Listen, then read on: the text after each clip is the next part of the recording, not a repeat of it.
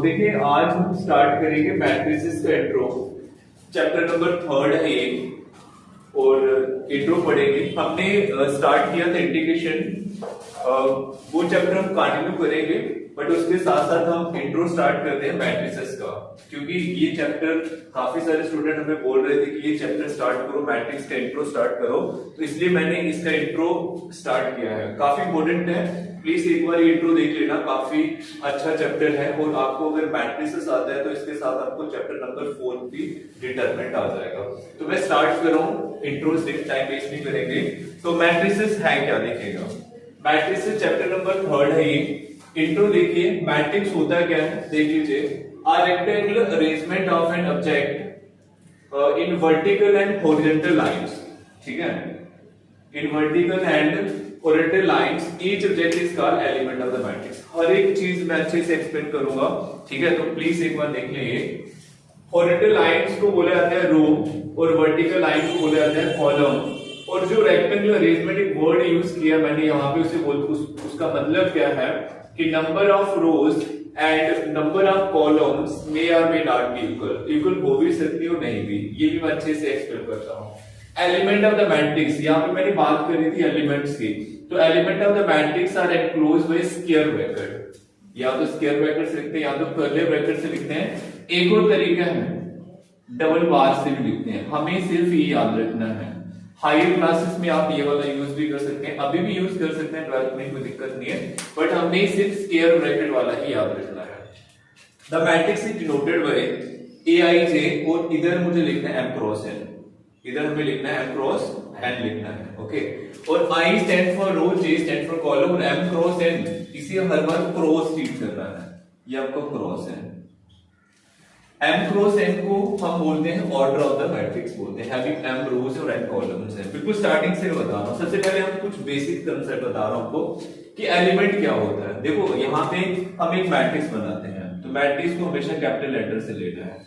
और कुछ बातें हमने बोला था यहाँ पे कि हॉरिजॉन्टल लाइंस को रो बोलना है, वर्टिकल लाइंस को कॉलम बोलना है, ठीक है। तो सबसे पहले a rectangular arrangement of an object in vertical and horizontal lines, तो सबसे पहले तो ये याद रखो कि horizontal lines कौन सा होता है और vertical lines कौन सा होता है।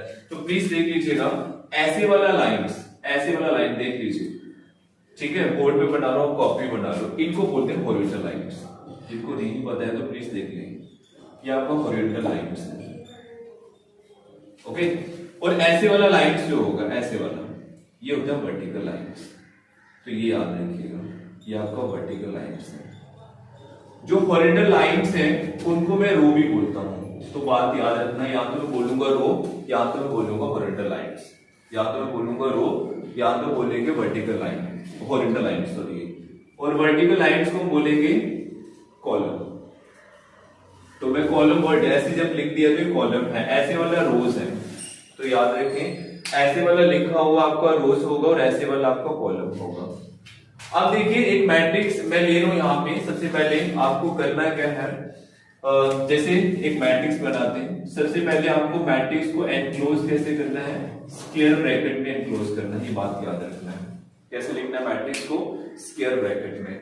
अब देखिए यहाँ पे मैंने कुछ एलिमेंट्स ले लिए, जैसे मैं लिख रहा हूँ A11, ठीक है।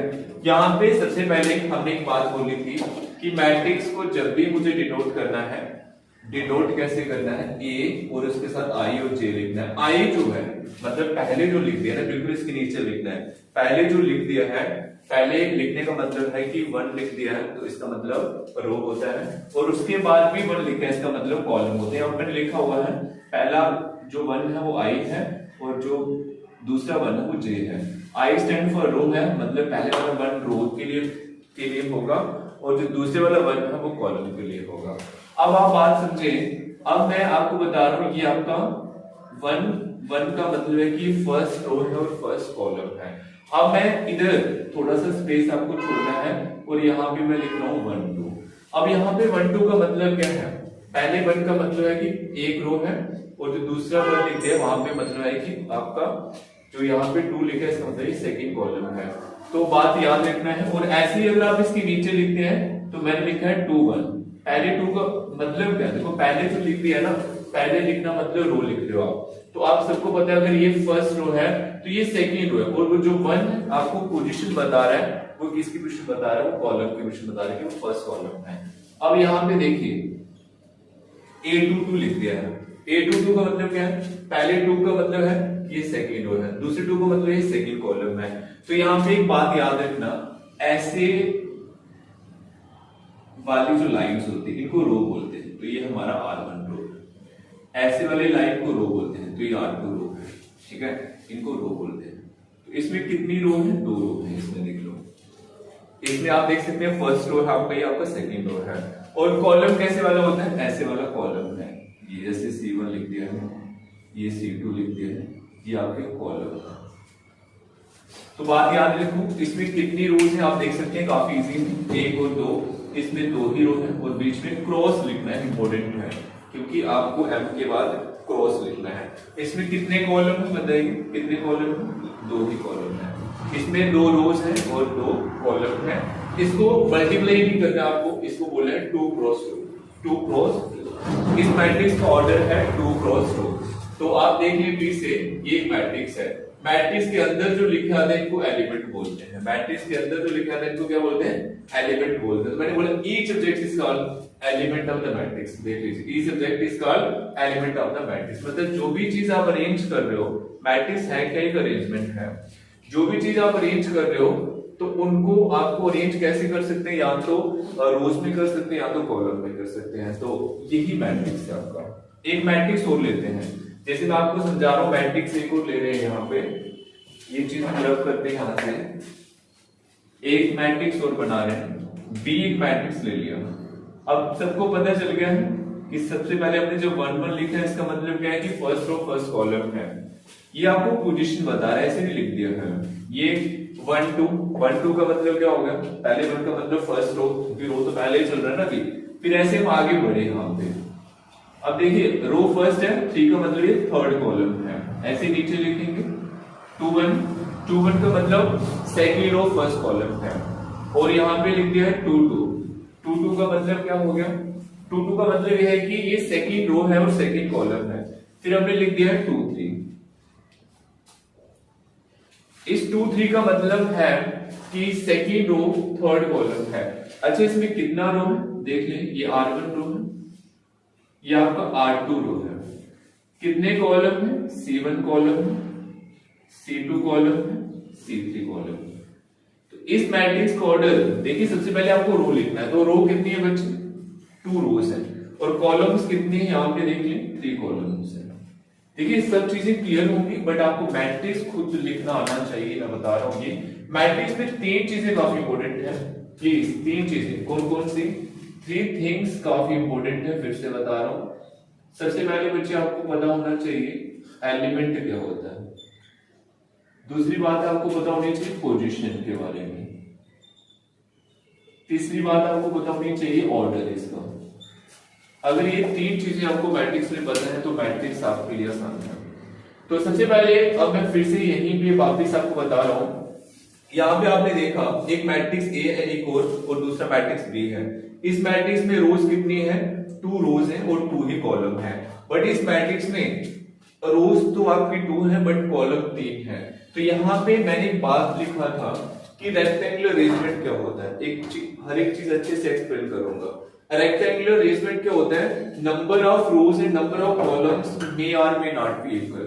तो आप देख सकते हैं हमें मैट्रिक्स ऐसा भी मिलेगा जिसमें नंबर ऑफ रोज और नंबर ऑफ कॉलम्स इक्वल नहीं है, और ऐसा भी मैट्रिक्स मिलेगा जिसमें नंबर ऑफ रोज और number of columns are equal. तो मैट्रिक्स में रेक्टेंगुलर अरेंजमेंट का ये मतलब है जो मैंने आपको बता दिया है। अच्छा, यहाँ पे element of the matrix are enclose with square bracket. मैंने बोला जो अंदर लिखे जाएंगे उनको एलिमेंट बोलेंगे, और उनको एनक्लोज कैसे करना है, एनक्लोज करने का तरीका है स्क्वायर ब्रैकेट। एनक्लोज कैसे करना है, स्क्वायर ब्रैकेट में। ओके, ये भी लाइन क्लियर हो गया। The matrix is denoted by aij। aij का मतलब देखिए पहले जो i है स्टैंड फॉर रो, तो आप समझ सकते हैं मैं ऐसे ही लिख रहा हूं मैट्रिक्स को, और स्क्वायर ब्रैकेट, और उसके बाहर बिल्कुल नीचे लिखना है आपको m क्रॉस n, जिसे हम बोलते हैं ऑर्डर ऑफ द मैट्रिक्स। जैसे इस मैट्रिक्स का ऑर्डर है 2 क्रॉस 3। 2 क्रॉस 3 से क्या समझे, ये उसकी 2 रोज है और 3 कॉलम है। यहाँ पे इस मैट्रिक्स का ऑर्डर 2 क्रॉस 2 है, इसका मतलब उसमें 2 रो और 2 कॉलम है। तो देख लीजिएगा। अब यहाँ पे देखिए मैं फिर से रिपीट कर रहा हूँ, matrices chapter number 3 introduction start करा हुआ है। मैट्रिक्स एक rectangular arrangement of projected vertical and horizontal lines. तो बच्चे देख लें, हॉरिजॉन्टल लाइंस को रो बोलते हैं, तो ऐसी वाली लाइंस जो है इनको हम हॉरिजॉन्टल लाइंस बोलते हैं। तो देख लीजिए, सबको नॉलेज होना चाहिए हॉरिजॉन्टल लाइंस कैसे होती है। प्रोडक्ट टेबल सबने पढ़ा है केमिस्ट्री में, वहां पे भी आपने देखा होगा कितनी रोज होती हैं, कितने कॉलम्स होते हैं। तो वही चीज यहाँ वहां पे भी आपने अरेंजमेंट किया हो, यहाँ पे भी देख लीजिए ऐसा ही अरेंजमेंट है। तो आप देख लें इधर, तो हर एक चीज मैंने अच्छे से एक्सप्लेन करी है। अगर आपको ये समझ आया तो घर पे आपको प्रैक्टिस, देखिए प्रैक्टिस करना है। 3x1 ऑर्डर का मैट्रिक्स खुद तैयार करना है, ठीक है। फिर आपको क्या करना है, 1x3 ऑर्डर का मैट्रिक्स तैयार करना है। अगर आपको ये चीजें आ जाती है, उसके बाद अगर आप ये प्रैक्टिस कर लेते हो तो आपको आसान लगेगा मैट्रिक्स, ओके। उसके बाद आप 2x3 मैंने किया, 3x2 आप अरेंज करें। 3x1 का मतलब क्या, ये बता सकते हैं? 3x1 का मतलब कि उसमें 3 रोज होंगी। कितनी रोज होंगी? 3।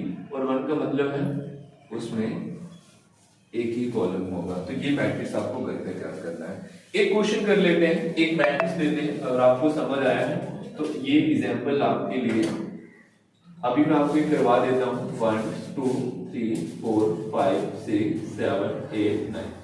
देखिए आपको इसमें 3 क्वेश्चन पूछेगा, 3 क्वेश्चन। ये एक मैट्रिक्स गिवन दे देगा और आपको 3 क्वेश्चन पूछ रहा है। फर्स्ट क्वेश्चन आपको पूछेगा कि इसका ऑर्डर बता दीजिए। देखो, जिसकी इंट्रो बढ़िया से पढ़ा हुआ है वो इसका ऑर्डर बता सकता है। ऑर्डर माने क्या होता है? ऑर्डर मैंने आपको बताया कि इसमें कितनी रोज है, बताइए 3 रोज है। कॉलम कितने हैं बताइए? 3 कॉलम है। तो प्लीज इस मैट्रिक्स का ऑर्डर होगा 3 रोज से। आपको ऐसे ही लिख के आना है। फर्स्ट क्वेश्चन आपको बढ़िया से मैं समझा रहा हूं। ऑर्डर देखना कैसे है, ऑर्डर पहले रो काउंट करें, फिर आप कॉलम काउंट करें और आपको ऑर्डर पता चल जाएगा। सेकंड क्वेश्चन आपसे पूछ लेगा, इसमें बताइए नंबर ऑफ एलिमेंट्स कितने हैं। नंबर ऑफ एलिमेंट्स कितने हैं? देखिए, नंबर ऑफ एलिमेंट्स फाइंड करने के तरीके 2 हैं। एक तो आप ऑर्डर जो दिया 3x3 मल्टीप्लाई करो 9 आ जाता है, ठीक है। दूसरा तरीका क्या है कि आप इनको काउंट कर लो, 1 2 3 4 5 6 7 8 9। तो 9 आपका आंसर है। काफी इजी चीजें, आसान है काफी ज्यादा। तो देख सकते हैं नंबर ऑफ एलिमेंट्स आपके यहाँ पे कितने आ गए हैं? 9 आ गए। थर्ड क्वेश्चन आपसे पूछेगा पोजीशन माने यहाँ पे मैंने लिख दिया 1 2।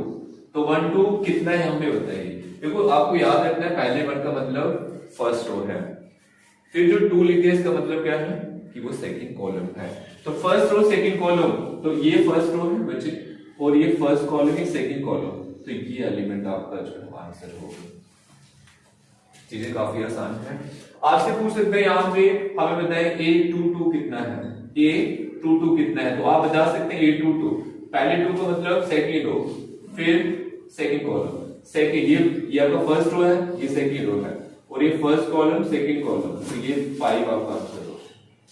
ये पोजीशन पूछ रहा है आपसे, तो पोजीशन आपको बढ़िया तरीके से आनी चाहिए। उसके बाद आपसे पूछ सकते हैं बताएं 3 1 कितना होता है। 3 का मतलब क्या होता है? Third row, first row second row third row. तो थर्ड रो ये आपका दिख रहा है और फर्स्ट का मतलब पहला column, third row first column. तो ये 7 आपका आंसर है। ऐसे ही मैं कुछ क्वेश्चन आपको दे रहा हूं जो आप घर पे प्रैक्टिस करेंगे बढ़िया तरीके से। क्वेश्चन है कि आपको A33 फाइंड करना है, मुझे बताना है कमेंट में कि A33 कितना है और इसके साथ ही आप मुझे बताएंगे A32 कितना है, फिर आप मुझे बताएंगे A22 कितना है। ये कुछ आंसर्स आप रिप्लाई करेंगे मुझे, इनका बताएंगे कि A22 का आंसर कितना है, A32 का आंसर कितना है, A33 का आंसर कितना है। तो ये मैट्रिक्स का इंट्रो था। फिर भी कोई डाउट है प्लीज मुझे कमेंट में बताइए। तो आज के लिए मैं यहीं पे रख रहा हूं और इसके साथ ही इंटीग्रेशन का भी वीडियो डालेंगे। Okay, thank you.